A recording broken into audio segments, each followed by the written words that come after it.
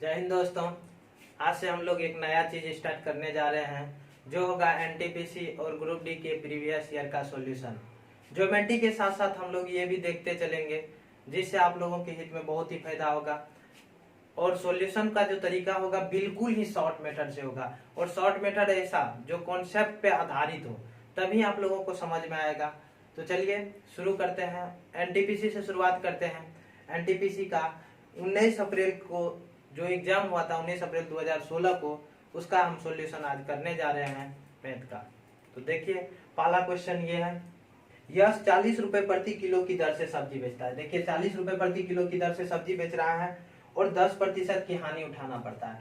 यानी 40 रुपए प्रति केजी की दर से बेच रहा है और 10% हानि उठाना पड़ता है। तो इसका मतलब वो बेच कितना में रहा है? 90% में बेच रहा है। परसेंटेज में 90% में बेच रहा है। यदि कुल हानि 144 रुपए है तो बेची गई सब्जियों का वजन क्या है? अब वजन निकालना है। देखिए 90% का वैल्यू कितना हो गया? 90% का वैल्यू कितना? 40 रुपए हो गया। तो बताइए 10% लॉस कितना हुआ परसेंटेज में? 10%। तो परसेंटेज में लॉस 10%, 10% का वैल्यू निकालिए। 40 बटे कितना? 90 गुना कितना? 10। ठीक है, एक जीरो कट गया, यानी 40 बटे 9 रुपए। 10% का कितना मान हो गया? 40 बटे 9 रुपए। अब बताइए 1 केजी 40 बटे 9 रुपए का हानि होता है 1 केजी बेचने पर। 1 केजी बेचने पर तो बताइए 144 रुपए का टोटल हानि हुआ है। तो 144 रुपए का टोटल हानि हुआ तो 1 बटे ये 40 बटे 9 हो जाएगा। अब गुना कितना हो जाएगा? टोटल 144। अब इसको मल्टीप्लाई रूप में लाइएगा तो 9 बटे कितना हो जाएगा? 40 और गुना कितना? 144।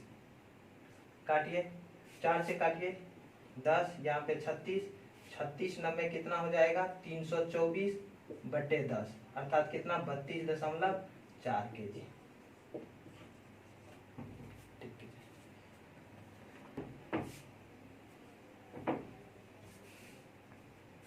चलिए अगला क्वेश्चन देखिएगा।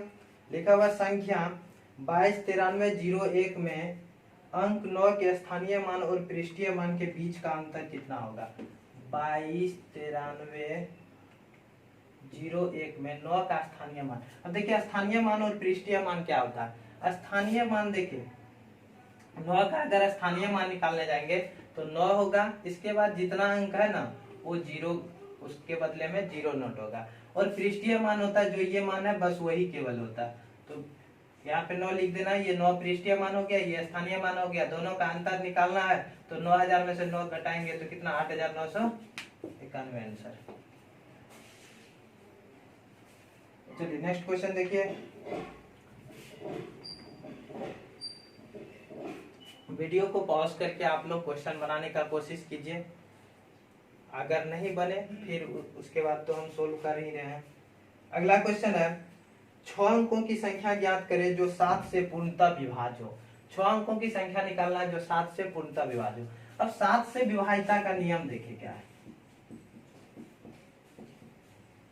7 से विभाज्यता का नियम कोई विशेष नियम है नहीं, लेकिन एक नियम है कि कोई अंक 6 बार रिपीट हो, कोई अंक 6 बार रिपीट हो तो वह 7 से जरूर विभाजित होगा। जैसे एग्जांपल में ये 7 से जरूर विभाजित होगा, ये 7 से जरूर विभाजित होगा। यानी कोई अंक 6 बार रिपीट हो तो वह 7 से जरूर विभाजित होता है। तो यहाँ पे आप ऑप्शन देखिए तो 9 को रिपीटेड किया गया है। ऑप्शन जब देखिएगा तो आप 9 को रिपीटेड किया गया, तो 9 को कितना बार रिपीटेड किया गया? हर ऑप्शन में 4 बार रिपीटेड किया गया। उसके बाद की संख्या को बदला गया। तो अब ध्यान दीजिएगा, ये संख्या जो होगा आपका ये 7 से पूर्णतः विभाजित होगा। ऑप्शन में उसके बाद आपको दिया हुआ है 1 नंबर में 65, फिर 54, फिर 64, फिर 74 दिया हुआ है। चलिए ध्यान दीजिए, अब इसमें समझने का कोशिश कीजिएगा ये कि देखिए ये 7 से विभाजित है और इसमें से हम कौन सी ऐसी संख्या घटा देंगे, इसमें से ये संख्या घटाएंगे तो घटाने पर जो संख्या होगा वो भी क्या होगा, 7 से विभाजित होगा। अब बोलेगा सर कैसे हो, देखिए मान के चलिए 35 7 से विभाजित, ठीक है। इसमें से आप 35 से छोटी 28, अब 28 को घटाइएगा तो ये भी क्या होगा, 7 से विभाज्य होगा, ठीक है। अब देखिए 28 तो यहाँ पे डायरेक्ट 7 आ गया, जैसे 21 घटाए, घटा के कितना हुआ 14, तो ये भी 7 से विभाज्य होगा। तो उसी तरह ये संख्या 7 से विभाज्य है, तो प्रत्येक को घटाइए, घटाने पर अगर 7 से विभाज्य हो तो वो संख्या भी 7 से विभाजित होगा। तो घटाइए, ये कितना 4 आ गया, ये 3, 34 7 से विभाज्य है नहीं है। 54 को घटाइए, ये कितना 5, ये 4, 45 7 से विभाज्य है नहीं है। 64 घटाइए, कितना होगा घटा के 35, 7 से विभाज्य है, हाँ, तो आंसर टिक कीजिए।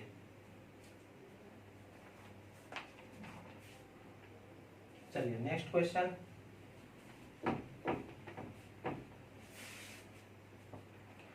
आपका अगला क्वेश्चन है 16 मीटर और 9 मीटर लंबाई के दो खंभों के बीच की दूरी x मीटर है।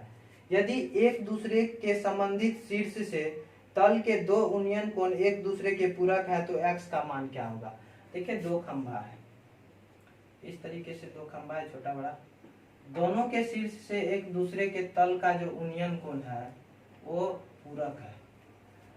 यानी इस शीर्ष से जो अगर यहाँ पे x डिग्री का बनेगा तो यहाँ से जो कोण बनेगा वो 90 डिग्री माइनस x का बनेगा, तो एक दूसरे का पूरक है।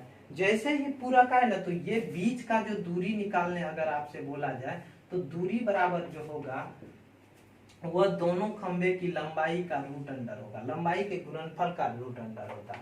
ये दोनों खंभों की लंबाई के गुणनफल का रूट अंडर होता है। तो दूरी बराबर डायरेक्ट लिखिए, एक का 16 है एक का 9 है, 16 गुना 9 का रूट अंडर, 16 का 4, 9 का 3, दूरी बराबर 12, क्या चीज मीटर में है, मीटर।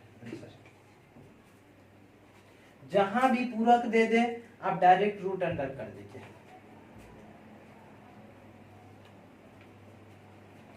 चलिए नेक्स्ट क्वेश्चन बनाइए।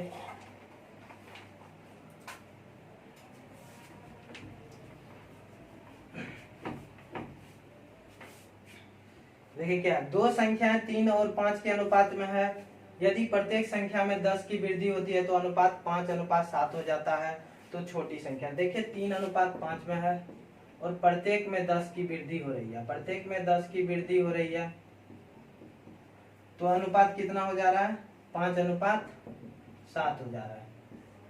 अब देखिए इसको हम दो नियम से बना रहे हैं, बेसिक से भी बताएंगे और आपको बाय ऑप्शन भी करवा रहे हैं। पहले बाय ऑप्शन देख लेते हैं। ए नंबर में 8, बी नंबर में 12, सी नंबर में 15, डी नंबर में 18। रेशियो का क्वेश्चन जब भी होता है ना तो बाय ऑप्शन बनाइए, सबसे बेस्ट रहेगा। अब देखिए आपको निकालने बोला जा रहा है छोटी संख्या, तो छोटी संख्या तो यही है, तो आंसर वही होगा जो 3 और 5 दोनों से विभाज्य होगा, 3 और 5 दोनों से विभाज्य होगा। तो 3 और 5 देखिए दोनों, प्रत्येक संख्या में 10 की वृद्धि होती है तो अनुपात 5:7 हो जाता है। तो देखिए 3 और 5 दोनों से विभाज्य होने वाली ऐसी कौन सी संख्या है, तो देखिए सी है। अब चलिए ये तो हो गया बाय ऑप्शन। अब इसको बेसिक से कैसे बनाया जाएगा, 3x + 10 बटे 5x + 10 बराबर कितना हो जाएगा, ये रेशियो 5/7 हो जाएगा। क्लियर है यहाँ पे। चलिए क्रॉस मल्टीप्लाई कीजिए, बचे 25, 25x इधर कर लेते हैं, पूरा अच्छे से ही बता देते हैं। अब इसको इधर कितना 7 दिया, 21x प्लस कितना 70, 21x इधर आएगा माइनस होगा, बचेगा क्या 4x, 50 इधर जाएगा माइनस होगा, क्या बचेगा 20, x बराबर 5। आपको छोटी संख्या निकालना है ना, तो छोटी संख्या क्या हो जाएगा, ये 3x है तो छोटी संख्या 15।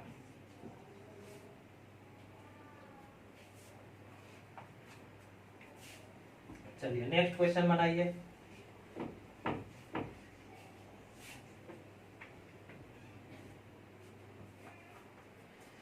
क्वेश्चन है 2x × x + y + z =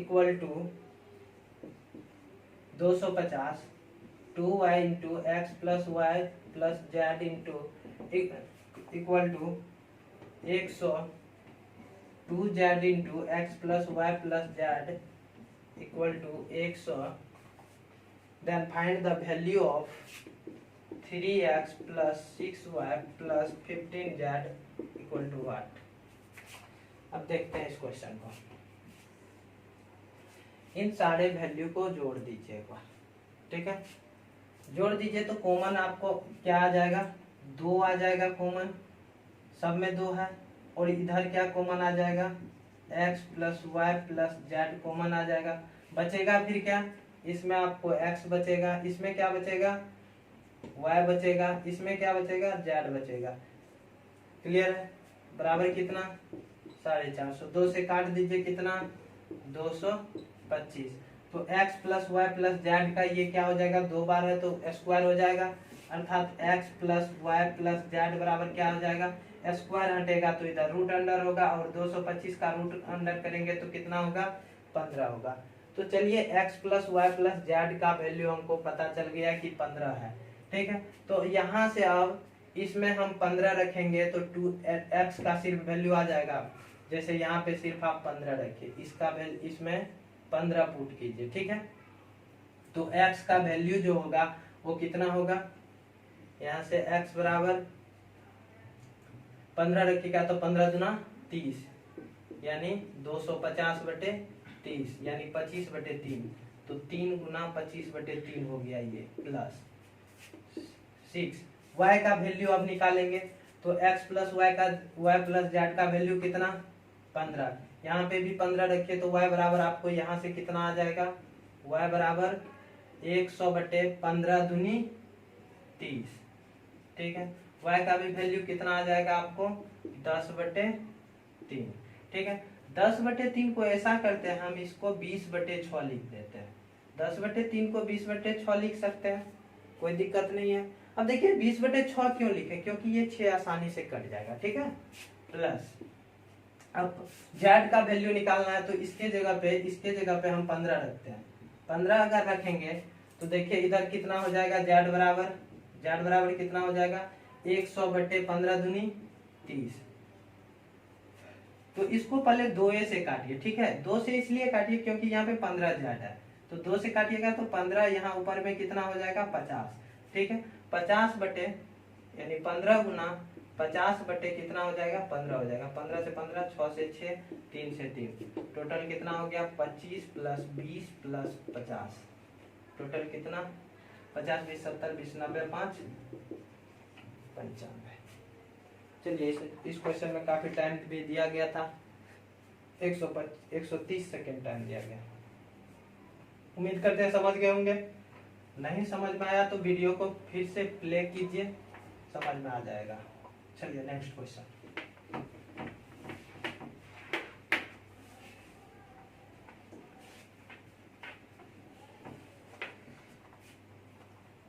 next question आपका त्रिभुज PQR में PR 7.5 सेंटीमीटर है और PQR समरूप है XYZ के, त्रिभुज XYZ के. ठीक है, और दिया हुआ है कि XY 18 है और YZ आपको 12 सेंटीमीटर है. तो निकालना आपको PQ अनुपात QR. चलिए देखिए कितना आसानी है. समरूप का मतलब, ये लिखने का मतलब जो होता है, इसका मतलब है एंगल P जो है x के बराबर होगा, Q जो है y के बराबर होगा, R जो है z के बराबर होगा. ये उल्टा पुल्टा नहीं हो सकता. उसी तरह अब यहाँ पे देखिए हमको निकालना PQ और QR का अनुपात, यानी ये सीरियल वाला अनुपात निकालना. तो इसका अनुपात वही होगा जो इधर XY और YZ का अनुपात होगा. क्लियर है. तो XY का अनुपात क्या है, 18 है, तो PQ का भी क्या हो जाएगा, 18 ही होगा. और QR का अनुपात जो है YZ के बराबर होगा. YZ का कितना है, 12. तो इसका फाइनली अनुपात का कट के क्या हो जाएगा, 6 से काटिए 3 2 आंसर. इसका कोई जरूरी नहीं. चलिए नेक्स्ट क्वेश्चन. आप इस क्वेश्चन का सॉल्यूशन मौखिक कर सकते थे। चलिए अगला क्वेश्चन है 30 पुरुष 20 दिनों में कार्य समाप्त करते हैं। 6 दिनों बाद कितने पुरुषों को नौकरी छोड़ देनी चाहिए जिससे कि कुल 26 दिनों में कार्य पूरा हो। देखिए 30 वो पुरुष है, ठीक है, काम को 20 दिन में खत्म करता है, लेकिन 6 दिन वो कर चुका है, ठीक है, तो बचा कितना दिन का काम? 14 दिन का काम बचा। तो अब बोला जा रहा है कितने पुरुषों को छोड़ देनी चाहिए, नहीं पता कितना, मान लेते हैं कि एक्स को पुरुष काम कर रहा है, ठीक है, बोला जिससे कुल, यहाँ पे कुल दिया हुआ है 26 दिनों में, तो इसका मतलब 6 दिन का तो यहाँ पे नहीं कैलकुलेशन हो रहा है, कैलकुलेशन कितना दिन का हो रहा है? 20 दिन का हो रहा है, यानी 6 दिन छोड़ देना है। तो अब काटिए, 0 से 0 कट गया, 7 दूनी 14 यानी 21, यानी टोटल जो है 21 पुरुष लगाया गया। तो यहाँ पे आपसे ये नहीं पूछा जा रहा है कि कितना आप काम किया, पूछा जा रहा है कितना पुरुष नौकरी छोड़ दिया। तो टोटल पहले था 30, अभी कितना किया? 21, यानी कितना पुरुष नौकरी छोड़ दिया? 9 पुरुष नौकरी छोड़ दिया।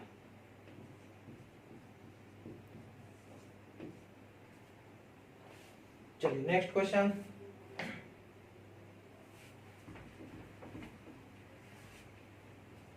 नेक्स्ट क्वेश्चन काफी इजी है। 800 ग्राम का 35/2% माइनस 400 ग्राम का 45/2%। देखिए इसमें कितना आसानी से बन जाएगा, 400 कॉमन ले लीजिए और 400 के साथ परसेंटेज भी कॉमन ले लीजिए। यहाँ पे क्या बचा आपको? 2 बच गया। ऐसा करते हैं, ये 2 भी कॉमन ले लेते हैं, नीचे में 2 कॉमन लेते हैं, बचा कितना? 35 यहाँ बचा और 400 इसमें से निकाल लिए हैं, तो 35 दूनी 70 बचा, परसेंटेज कॉमन ले चुके हैं, माइनस यहाँ से 400 कॉमन ले लिए, 2 भी कॉमन ले लिए, बचा कितना? 45 ही बचा। अब इसको काटिए, परसेंटेज का मतलब नीचे में कितना? 100, परसेंटेज खत्म। इधर कितना माइनस, कितना हो जाएगा माइनस करके? माइनस कीजिए 25, 2 गुना 25 बराबर कितना? 50।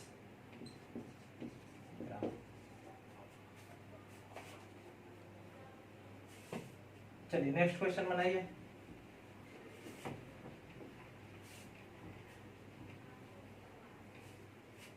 चलिए नेक्स्ट क्वेश्चन है आपका, एक निवेशक ने अपनी पूंजी का 1/2 भाग 5%, 1/4 भाग 10% और शेष भाग 8% पर निवेश किया। यदि 2 वर्ष बाद उसकी आय 2800 रुपए हो तो पूंजी की राशि ज्ञात करें। देखिए यहाँ पे कितना बटे में है, 1/2 है और 1/4 है और बोला गया कि शेष भाग है, इधर शेष भाग, ठीक है। अब कोई ऐसा राशि मानिए जिससे कैलकुलेशन में हमको प्रॉब्लम नहीं हो। तो मान लेते हैं टोटल राशि जो है, टोटल राशि 100 रुपए, टोटल राशि 100 रुपए, 100 रुपए का 1/2 भाग करेंगे तो कितना रुपए होगा? 50 रुपए होगा, 50 रुपए होगा। अब 50 रुपए को क्या किया? 5% ब्याज पे लगा दिया।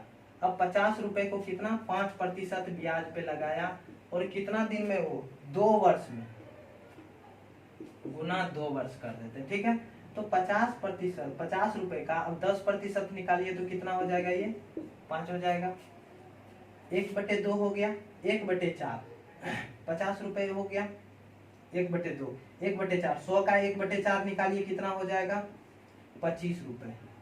अब 25 रुपए को 1/4 निवेश को कितना पे लगाया है?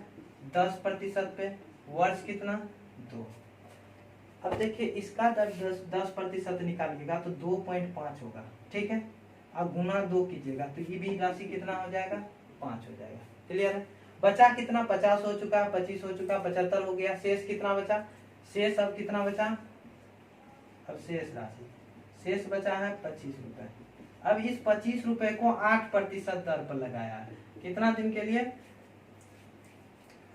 कितना? 2 साल के लिए। अब यहाँ पे कैलकुलेशन थोड़ा सा कैलकुलेटेड हो जाएगा, फिर भी करना, प्रतिशत को नीचे कर देते हैं, 100 हो जाएगा 25 चौके 100 और 4 दूनी 8, कितना रुपए हो गया? 4 रुपए हो गया। तो मेरे अनुसार इधर कितना का ब्याज मिला? 5 5 10 4 14 का। लेकिन और क्वेश्चन के अनुसार आय जो है कितना दिया हुआ है? 2800 रुपए दिया हुआ है। आय कितना? 2800 रुपए। अब बताइए 14 बराबर 2800, लेकिन माने हम कितना है? 100। माने कितना है? 100। तो कितना हो जाएगा वैल्यू?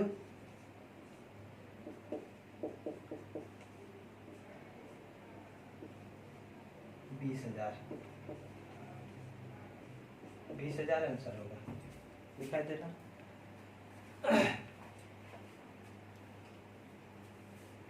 चलिए मिटा दें।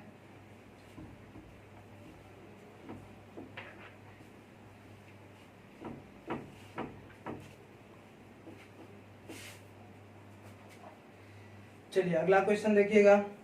11 के प्रथम 25 गुणज का औसत क्या होगा? 11 का प्रथम 25 गुणज, देखिए 11 का प्रथम 25 गुणज जो होगा 11 गुना 1, 11 गुना 2, 11 गुना 3, इस तरह के तरीके से होगा। कहाँ तक? 11 गुना 25। हम इस तरीके से भी लिख सकते हैं प्रथम 25 गुणज को। अब इसका औसत निकालना है, तो आप जानते हैं कि औसत कैसे निकाला जाता है? जोड़ देते हैं और जोड़ने के बाद जितना प्रेक्षण होता है उतना बट्टे लिख देते हैं नीचे में। क्लियर है? टोटल प्रेक्षण कितना है? 25 गुणज निकालना, तो 25 को प्रेक्षण हो जाएगा। अब सब में से 11 कॉमन ले लीजिए, तो सब में से 11 कॉमन लेने के बाद क्या बचेगा? 1 + 2 + 3 प्लस उसके बाद कहाँ तक? 25 तक। ठीक है, बट्टे 25। अब इसका प्रथम n प्राकृत संख्या का योग होता है, फॉर्मूला लिख देते हैं। प्रथम n प्राकृत संख्याओं का योग, प्राकृत संख्याओं का योग बराबर होता है n × n + 1/2।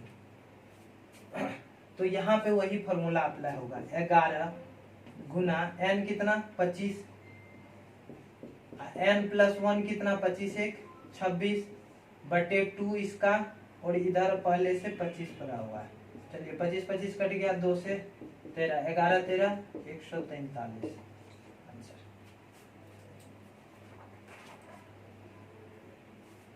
मिटा देते हैं, नोट कर लीजिए और अगला क्वेश्चन बनाइए।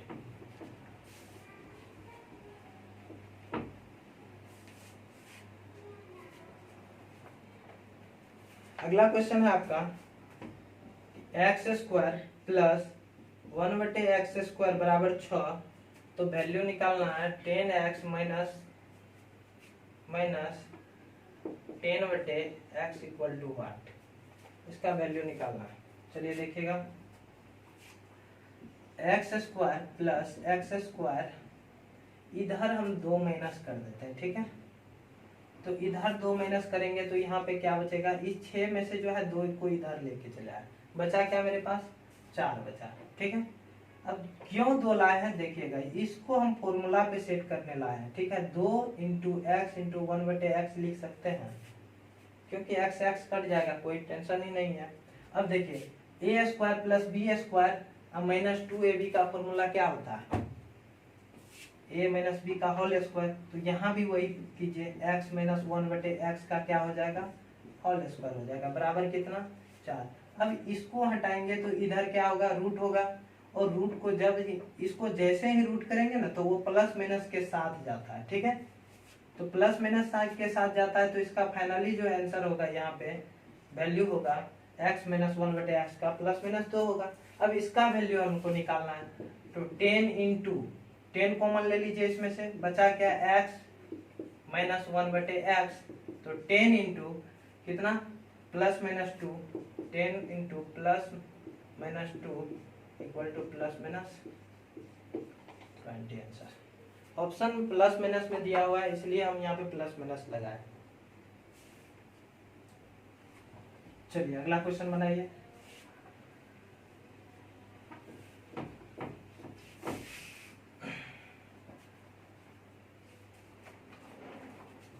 देखिए अगला क्वेश्चन जो है कैलकुलेशन बेस है। ठीक है, सांख्यिकी से क्वेश्चन है, तालिका से। देखिए तालिका बना दिया गया है, इसको हम मौखिक ही बता देते हैं।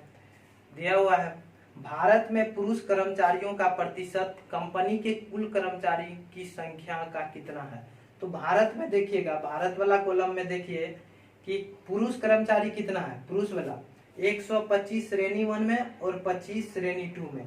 टोटल पुरुष कितना 125 और प्लस 25 कितना 150 टोटल है पुरुष। ठीक है, अब कुल कर्मचारी टोटल कितना है, तो अच्छे से 305, 240, 285 और 170 को जोड़िए। देखिए 5 5 10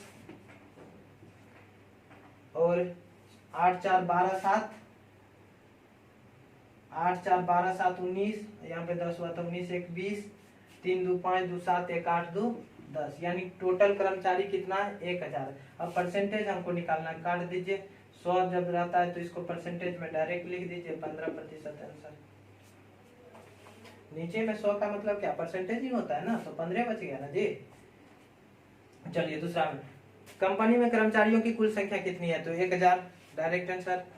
अब बोला गया है यूनाइटेड स्टेट और कनाडा के महिला कर्मचारी का अनुपात कितना है। तो देखिए यूनाइटेड स्टेट में महिला कर्मचारी टोटल कितना है 70 प्लस 35, 70 प्लस 35 105 यूनाइटेड स्टेट में। और कनाडा में कितना है, कनाडा में 50 प्लस 10, 50 प्लस 10 कितना 60। अब इसका अनुपात निकालिए, 15 से काटिएगा तो कितना होगा 15 7 105, 15 चौके 60, यानी अनुपात कितना 7:4।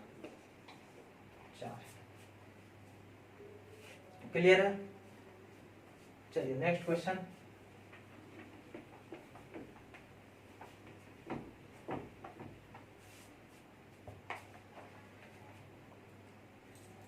चलिए नेक्स्ट क्वेश्चन है 22 प्रेक्षण का माद 10 है, 2 और प्रेक्षण को शामिल किया जाता है तो नया माद 11 हो जाता है, तो 2 प्रेक्षणों का माद क्या होगा।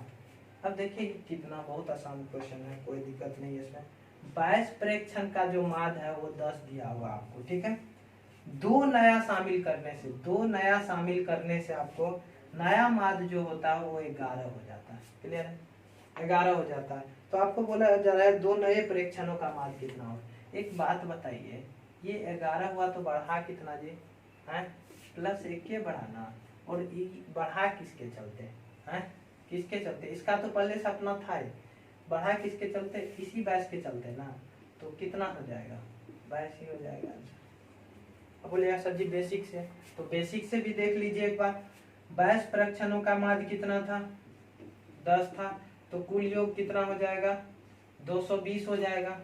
2 आया तो टोटल हो गया कितना 24 हो गया, ठीक है 24 हो गया। और इधर कितना हो गया माद 11 हो गया, तो 24 और 11 को गुना कीजिए तो कितना होगा 264 होगा।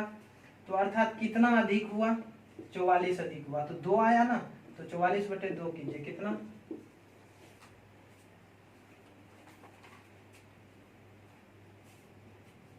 मिटा दे दोनों मेथड से। अगला क्वेश्चन बनाइएगा।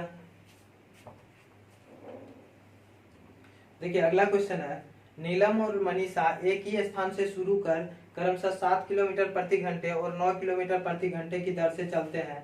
उनके बीच की दूरी 12 किलोमीटर होने में कितना समय लगेगा यदि वे समान दिशा में चलते हैं। तो देखिए एक का चाल 7 किलोमीटर प्रति घंटा, एक का चाल 9 किलोमीटर प्रति घंटा, और बोला जा रहा है दोनों समान दिशा में चले, दोनों समान दिशा में चले तो 12 किलोमीटर की दूरी कब होगी, कितने समय में होगी। तो बताइए तो 1 घंटा में कितना दूरी रह जाएगा बीच का।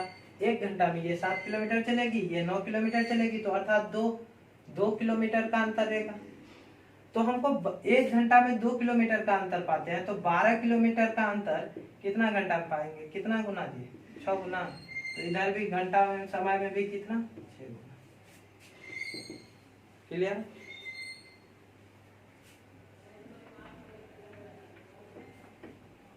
चलिए नेक्स्ट क्वेश्चन बनाइए। क्या बोला गया, दिल्ली मेट्रो किसी दूरी को 40 मिनट में तय करती है।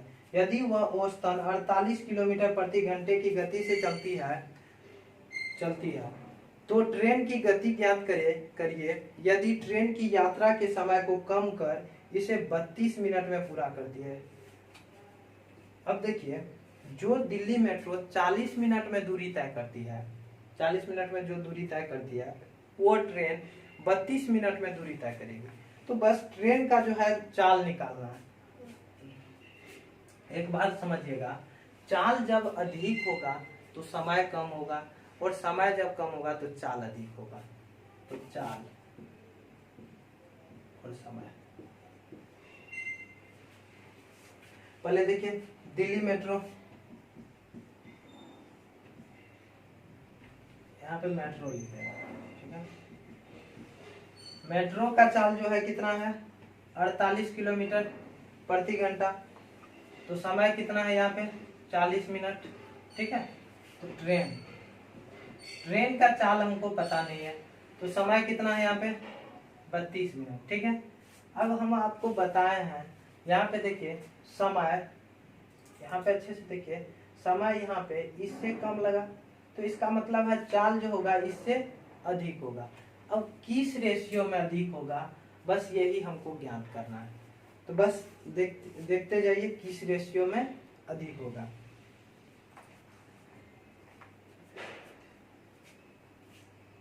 इसको हम उल्टा पुल्टा लिख दें, ठीक है। चाल समय, तब रेशियो अच्छे से आपको समझ में आ जाएगा, ठीक है। 40 ये मेट्रो है, मेट्रो ये ट्रेन है, अब अच्छे से आपको समझ में आ जाएगा, ठीक है। चाल जो है मेट्रो का 48 है, टाइम लगा 40, ठीक है। इसको 32 लगेगा तो इसका, अब देखिए इसका रेशियो निकालिए, तो इसका रेशियो कितना हो जाएगा। अच्छा, 32 का इस चाल के साथ क्या रेशियो है, 2:3। तो इसका भी जो रेशियो होगा वो कितना हो जाएगा, 2:3। 2 बराबर 40, तो 3 बराबर बताइए कितना होगा, 60। बिल्कुल क्लियर।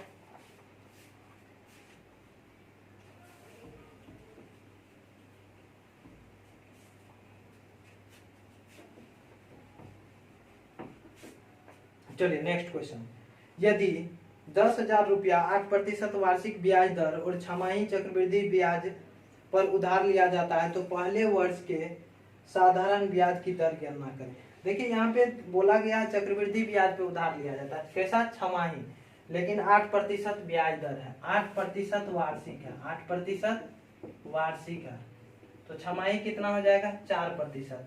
बोला चक्रवृद्धि ब्याज पर उधार लिया जाता है, ठीक है। तो पहले वर्ष का यानी एक वर्ष का साधारण ब्याज की दर निकालना है, तो हमको 10,000 से कोई मतलब नहीं है। तो एक बात बताइए, दर निकालने के लिए एक साधारण चक्रवृद्धि ब्याज में 2 साल का अगर दर निकालना हो तो x + y वाला फॉर्मूला अप्लाई कीजिए, ये वाला फॉर्मूला अप्लाई कर सकते हैं। तो यहाँ पे ये फॉर्मूला अप्लाई करेंगे तो 4 + 4 + 4 गुना 4 बटे 100 बराबर 4 + 4 8 प्लस 16 होगा, पॉइंट में 16 होगा, परसेंटेज आंसर। यही हो जाएगा आपका एक वर्ष का साधारण ब्याज, यानी एक वर्ष का कुल चक्रवृद्धि ब्याज बोला गया है। बता दें,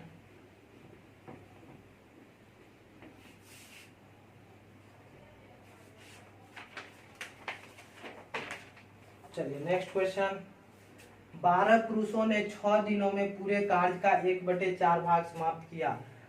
अगले 6 दिनों में कार्य पूरा करने के लिए अतिरिक्त आवश्यक पुरुषों की संख्या ज्ञात करें।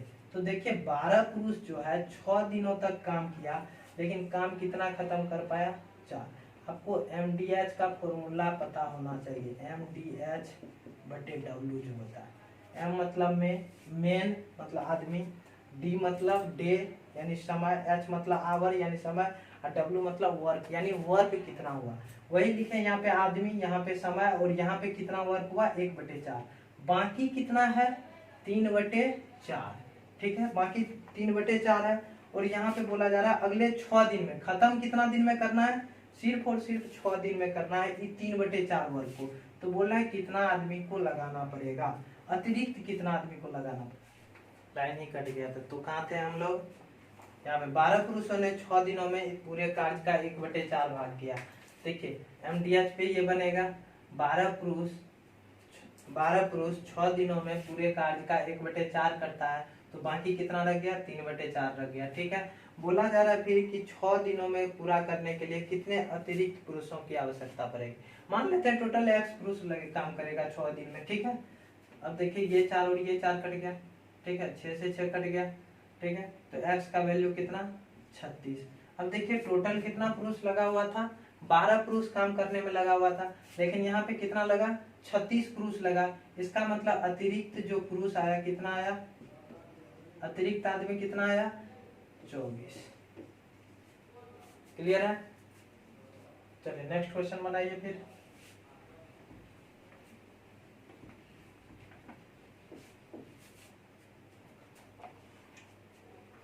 नेक्स्ट क्वेश्चन है, मनीष मोबाइल फोन खरीदता और अंकित मूल्य पर 50% की छूट पाता है और 8100 रुपए में इसे बेचकर खरीदे मूल्य से 35% लाभ पाता है। अंकित मूल्य क्या था, देखिए 8100 रुपए में वो बेचा, फोन को खरीदा, फोन पे MRP जो था उस पे उसको 50% का छूट मिला। वो जितना में फोन खरीदा पता नहीं है अभी, 8100 में बेचा, 35% का लाभ हुआ। 35% मान लेते हैं कि 135% में बेचा होगा, तब 135% कितना के बराबर, 8100 के बराबर।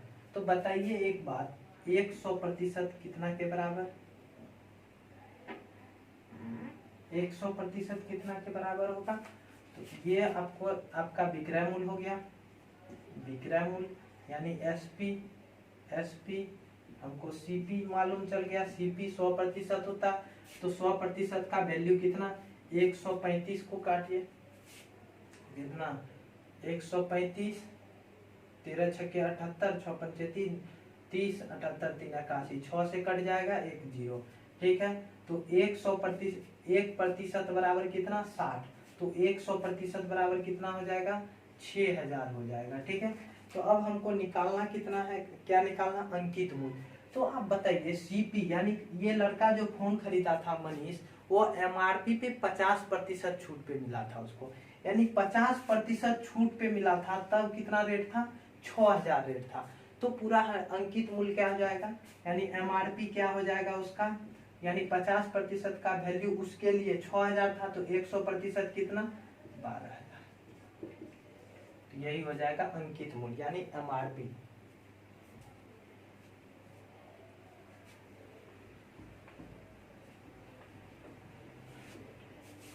चलिए नेक्स्ट क्वेश्चन। नेक्स्ट क्वेश्चन है बहुत ही आसान, 335 गुना 335 माइनस 165 गुना 165। देखिए ए स्क्वायर माइनस बी स्क्वायर, ए गुना ए तो क्या हो जाएगा, ए स्क्वायर, और बी गुना बी, बी स्क्वायर। तो ए स्क्वायर माइनस बी स्क्वायर बराबर क्या होता है, ए प्लस बी इंटू ए माइनस बी। तो ए प्लस बी, इसको और इसको एक बार जोड़िए, 3 1 4 65 और 35 100, 500, और घटाइए एक बार, 165 दूनी 330, घटा के हो जाएगा 170। अब गुना कर दीजिए, 17 पचे 85, काय गो जीरो जी, 3 गो जीरो आंसर। चलिए अगला क्वेश्चन माइनस कर लीजिएगा अगर 170 नहीं समझ में आया कैसे हुआ तो। अगला क्वेश्चन देखिए, अगला क्वेश्चन आपको लिखा हुआ है कि a माइनस 1/a बराबर 3/4 हो तो a cube minus 1/a cube का मान क्या होगा। तो चलिए हम कुछ यहाँ पे फॉर्मूला लिख रहे हैं। ठीक है, फॉर्मूला आप लोगों को लिख देते हैं, a प्लस 1/a बराबर x हो तो a square plus 1/a square बराबर होगा x square minus 2, a cube plus 1/a cube बराबर होगा x cube minus 2x, sorry 3x, a पर पावर 4 प्लस 1/a पर पावर 4 बराबर होगा x पर power 4 minus 4x square plus 2। +2। उसी तरह a माइनस 1/a बराबर अगर x हो तो a² प्लस 1/a² बराबर होगा x² + 2 a³ माइनस 1/a³। देखिए स्क्वायर किया जाएगा तो माइनस प्लस हो जाएगा, क्यूब किया जाएगा तो माइनस ही रहेगा। x³ प्लस 3x फिर a पर पावर 4 प्लस 1/a पर पावर 4 बराबर होगा x पर पावर 4 प्लस 4x² माइनस 2। चलिए हटा देते हैं, स्क्रीनशॉट ले लीजिए।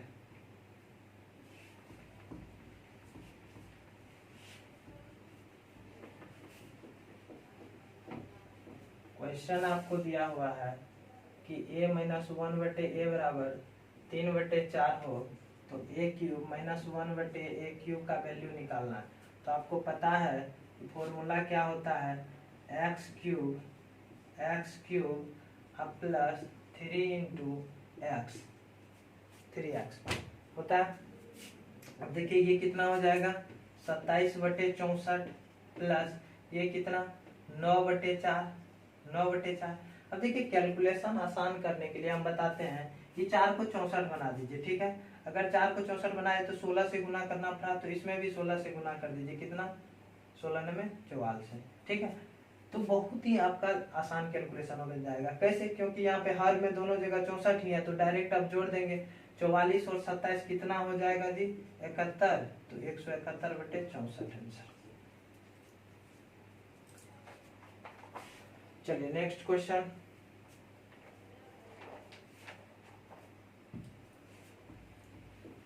बनाइए। 979 रुपए में एक वस्तु बेचकर दुकानदार को 11% की हानि होती है। यदि दुकानदार उस वस्तु को 1232 रुपए में बेचता है तो लाभ प्रतिशत निकालें। देखिए 1232 में बेचता, 979 में बेचा तो 11% की हानि हुई, यानी 979 रुपए बराबर परसेंटेज में कितना जी, परसेंटेज में 11% की हानि हुई, तो माइनस 11% कीजिए तो कितना होगा 89% होगा कि नहीं। अब बोला गया है कि 1232 रुपए में बेचा जाता है तो कितना प्रतिशत का लाभ, यानी 89% बराबर इतना, तो इतना बराबर कितना हो जाएगा वही निकाल लीजिए, डायरेक्ट आंसर आ जाएगा। गुना कितना 1232, कटेगा जी, कटेगा ही कटेगा। 89 890 10 होगा, 890 में 89 जोड़िएगा 79 आएगा, ठीक है। 11 मरतबे कट जाएगा, फिर 11 से इसको काटिए, 11 21 121 2 2 11 दूनी 22, यानी 112%। 112% हुआ 1232 रुपए में बेचने पर, तो लाभ कितना का होगा, प्रॉफिट कितने का 12% का। आपका कैलकुलेशन फास्ट होना चाहिए कैलकुलेशन वाले क्वेश्चन को सॉल्व करने के लिए। चलिए नेक्स्ट क्वेश्चन देखिएगा। रामदास ने एक कॉस्मेटिक व्यवसाय जो शुरू किया है, रामदास ने एक कॉस्मेटिक व्यवसाय 90,000 रुपए का निवेश किया। कुछ महीने बाद श्यामदास भी उस व्यापार में शामिल हो गया। कितना रुपए लगाकर 30,000 रुपए लगाकर। वर्ष के अंत में लाभ को जो है 4:1 के अनुपात में, देखिए रामदास कितना 90,000, श्यामदास कितना 30,000, और बोला जा रहा वर्ष के अंत में 4:1। वर्ष के अंत में यानी ये शुरू से था, रामदास तो शुरू से ही था मुझे, लेकिन ये बाद में आया। ये कितना दिन के लिए कितना दिन बाद में आया कुछ पता नहीं है, लेकिन राशि जो हुआ 4:1 में हुआ। एक बात बताइए, जो जितना राशि लगाएगा उतना ही तो लाभ उसको मिलेगा। तो ये 4 रुपए लगाया, ये 1 ही रुपए लगाया, तो अब देखिए तुलना कैसे करना है। ये 4 को 0 तो ऑलरेडी कट जाएगा, ठीक है, 4 को 0 तुलना में कट जाएगा, क्लियर है। तो 4 बराबर यहाँ पे 1 बराबर अब हमको निकालना है, तो 4 से इसको काट दीजिए 3, कितना हो गया 9 तिया 27, यानी 1 का वैल्यू 27 हो गया। यहाँ पे ऑलरेडी 3 हाई है, तो यहाँ पे कितना हो जाएगा 9। इसका मतलब वो कितना दिन श्यामदास रुपया लगाया, 9 महीने लगाया। तो आंसर आपको निकालना क्या है, कितने महीने बाद। तो 9 महीना के लिए लगाया, टोटल 12 महीना रहा, तो कितना महीना के बाद लगाया जी? 3 महीना के बाद लगाया। समझे कुछ? वीडियो को फिर से प्ले कीजिए, समझ में आ जाएगा अच्छे से। अगला क्वेश्चन, चलिए बनाइए क्वेश्चन। चलिए क्वेश्चन क्या है, जब सूर्य की ऊंचाई 60 डिग्री से बदलकर x डिग्री हो जाती है तो 25√3 मीटर ऊंचाई के एक खड़े टावर की छाया की लंबाई 50 मीटर लंबी पाई जाती है, तो x की माप निकालें। ये मान के चलिए एक टावर है और पहले जो है 60 डिग्री का एंगल बनता है, फिर कुछ देर बाद 60 डिग्री का एंगल x डिग्री में बदल जाता है, तो आपको बताया गया है कि वो 50 मीटर लंबी छाया पाई जाती है, जबकि मीनार की ऊंचाई 25√3 है। तो देखिए यहाँ पे क्वेश्चन में कुछ एरर है। 50 मीटर लंबी छाया पाई जाती है,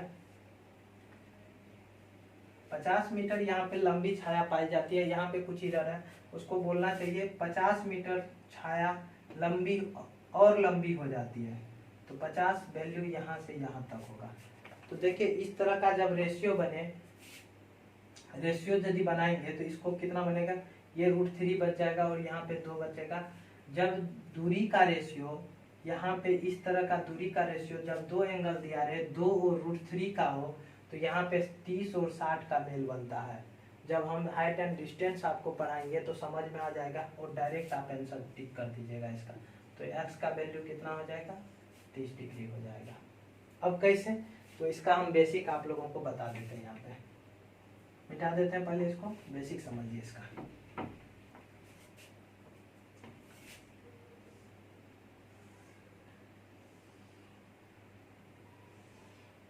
ये एंगल 30 डिग्री का है, ये एंगल 60 डिग्री का है। अब देखिए जब एंगल 60 डिग्री का बने तो इस भुजा और इस भुजा के बीच का जो रेशियो होता है वो रेशियो 1 और √3 का होता है, 1 और √3 का होता है। अब देखिए इस भुजा को भूल जाइए और यहाँ से यहाँ तक का बताइए। अब इसमें चलिए, जब एंगल 30 डिग्री का हो तो इसका संपूर्ण रेशियो √3 होता है और इसका रेशियो, इसका संपूर्ण रेशियो यहाँ से यहाँ तक का 1 होता है। अब देखिए 1 और √3 दोनों तो बराबर होना चाहिए क्योंकि यही भुजा है, तो 1 में हम √3 से गुना कर दिए, दोनों बराबर हो गया। तो 1 का रिलेशन किससे था, √3 से, तो इसमें भी √3 से गुना करना पड़ेगा, तो √3 गुना √3 3 होगा। तो अब देखिए यहाँ से यहाँ तक का रेशियो 1 है, ये तो बदलाव नहीं होगा क्योंकि इसमें बदलाव नहीं हुआ, और यहाँ से टोटल यहाँ तक कितना 3 है, तो यहाँ से यहाँ तक का रेशियो कितना 2 होगा। तो यही हमेशा पूछा जाता है। इसको हम मान लेते हैं h मानते हैं और इसको हम d मानते हैं डिस्टेंस। तो h और d का जो अनुपात होता है √3 अनुपात 2 होता है। कब होता है, जब 30 डिग्री और 60 डिग्री का एंगल हो।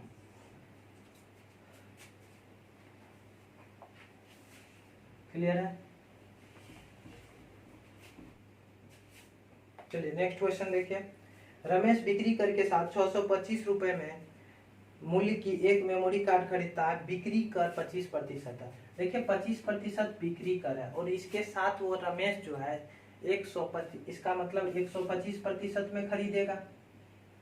25% बिक्री कर है और कितना में खरीदेगा, तब 125% में खरीदेगा। टोटल मूल्य कितना दिया हुआ है खरीदने का, 625 दिया हुआ है। तो बताइए अब 1% बराबर कितना हो जाएगा, 125 पंचे 625, 5 हो जाएगा, तो 100% बराबर कितना हो जाएगा, 500 हो जाएगा। क्लियर है बात? अब बताइए ये रमेश का बिक्री कर हटा के हो गया रमेश का विक्रय मूल्य, रमेश का क्रय मूल्य, तो दुकानदार का क्या हुआ, विक्रय मूल्य। जो दुकानदार बेचा था उस दुकानदार का क्या हुआ, विक्रय मूल्य। 500 रुपया जो हुआ दुकानदार का विक्रय मूल्य हुआ, एसपी हुआ, सेलिंग प्राइस।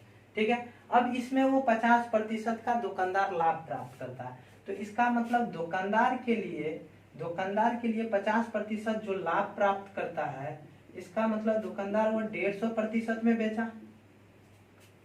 क्लियर है बात? तो 150% कितना के बराबर होगा, 500 के बराबर। तो दुकानदार का क्रय मूल्य बोलना है निकालने, तो बताइए क्रय मूल्य कितना, 100। जीरो जीरो को हटा देते हैं, ठीक है। 50/15 का गुना कितना 100, 5 से काट दीजिए 3, 10 यानी 1000/3। आंसर पॉइंट में क्या 333.33 रुपया आंसर। नहीं जी सिंपल, तो 333 रुपया आंसर हो जाएगा, पॉइंट में नहीं है तो। चलिए नेक्स्ट क्वेश्चन बनाइए, लास्ट क्वेश्चन। यदि किसी त्रिभुज के कोण 1:2:3 के अनुपात में है तो सबसे बड़े कोण का मान ज्ञात कीजिए। देखिएगा त्रिभुज के तीनों कोणों का योग कितना होता है 180 डिग्री के बराबर होता है। ज्योमेट्री के थ्योरी में हम बता चुके हैं त्रिभुज के तीनों कोणों का योग 180 डिग्री और अनुपात दिया हुआ 1:2:3 दिया हुआ। टोटल अनुपात कितना हो जाएगा 6 हो जाएगा और योग होता है कितना 180 डिग्री। तो आपको सबसे बड़का कोण निकालना है, सबसे बड़का कोण 3, 6 बराबर 180 डिग्री तो 3 बराबर इसका आधा, तो यहाँ भी कोण का भी आधा 90 डिग्री आंसर हो गया। आप लोग एनटीपीसी का जो ये प्रीवियस ईयर का जो सीरीज चल रहा है इसको ज़्यादा से ज़्यादा शेयर कीजिएगा ताकि सबको फायदा हो। आगे भी इसी तरह से मैथ का जैसे चल रहा है तो रीजनिंग भी चलेगा, जीके जीएस भी हम कोशिश करेंगे कि जीके जीएस का भी आप लोगों को प्रोवाइड करवाया जाए। आप लोग लेकिन ज़्यादा से ज़्यादा शेयर कीजिएगा तभी हम ऑनलाइन क्लास को कंटिन्यू कर पाएंगे, इस सीरीज को कंटिन्यू कर पाएंगे। तो आप लोग इसमें हम लोग का सपोर्ट कीजिए। थैंक यू, धन्यवाद।